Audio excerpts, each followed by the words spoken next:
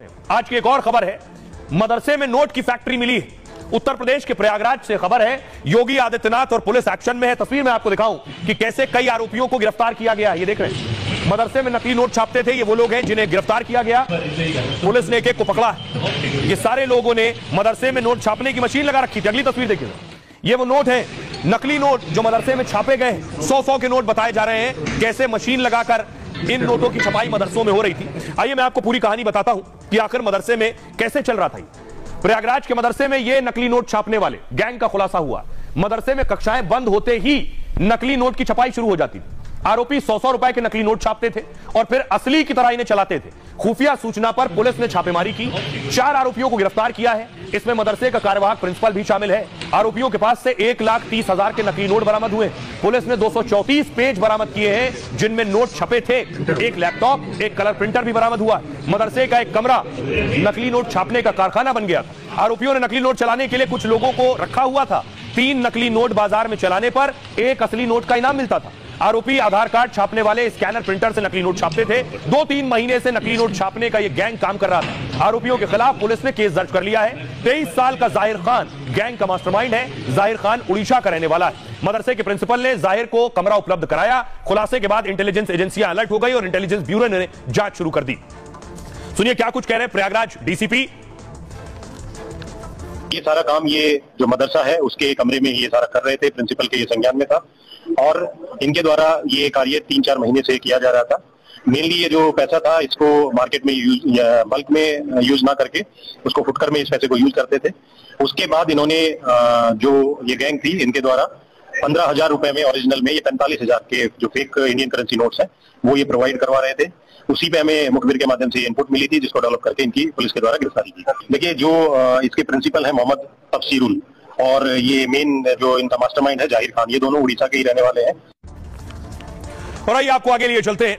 बाढ़ के आफतकाल में जिस तरह लगातार बाढ़ बारिश हो रही है उसके बाद ये बाढ़ का आफतकाल है। ये तस्वीर देखिए जरा, किस तरह रेस्क्यू किया गया। हेलीकॉप्टर से 2 लोगों को जो बाढ़ में फंसे हुए थे, बीच मझधार में फंसे थे, उसके बाद रेस्क्यू टीम पहुंची।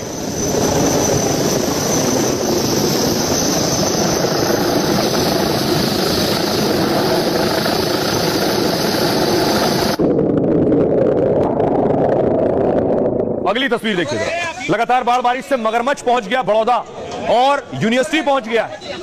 यूनिवर्सिटी में पहुंचा है मगरमच्छ और उसके बाद देखिए किस तरह इसे पकड़ा गया है, रस्सियों से बांधा गया है। बड़ौदा यूनिवर्सिटी की तस्वीर आप देख रहे हैं।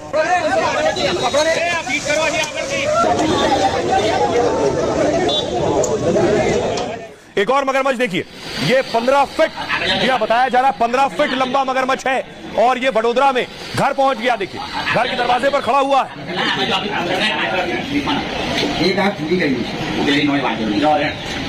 उसके मुंह को बांधने की कोशिश कर रहे हैं क्योंकि मुंह से हमला कर सकता है। घर के दरवाजे पर मगरमच्छ खड़ा था।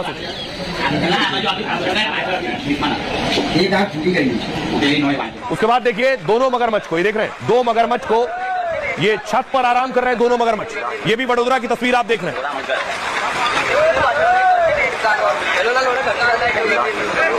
पानी में पानी और बाढ़ के बाद मगरमच्छ शहरी इलाकों तक आ गए और उसके बाद देखिए सूखे में आराम करने के लिए पानी इतना भरा है कि ऊपर छत पर है। एक और तस्वीर आपको दिखा रहे हैं वडोदरा की। उसके बाद दोनों मगरमच्छ को लाए हैं वडोदरा में। दोनों मगरमच्छ जो मैंने आपको घर पर दिखाया एक छत पर, उन दोनों को छोड़ा गया है। ये छोड़े जाने के वक्त की तस्वीर आप देख रहे हैं। दोनों को नदी में छोड़ दिया गया लाकर।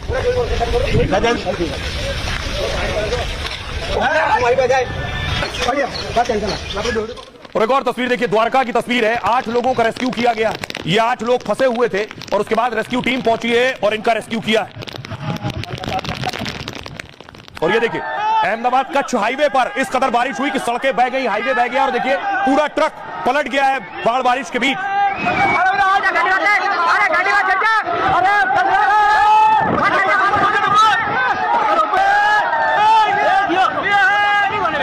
और आइए आपको बताऊं गुजरात में जिस तरह लगातार बारिश हो रही है, बाढ़ के हालात हैं गुजरात में इस वक्त। स्थिति क्या है और लगातार अरब सागर और हिंद महासागर से आने वाली जो हवाएं, उसकी वजह से भी हालात ये बने हुए हैं। गुजरात में आफतकाल है। 4 दिन से मूसलाधार बारिश हो रही है। 18 जिलों की 238 तहसीलें बाढ़ की चपेट में।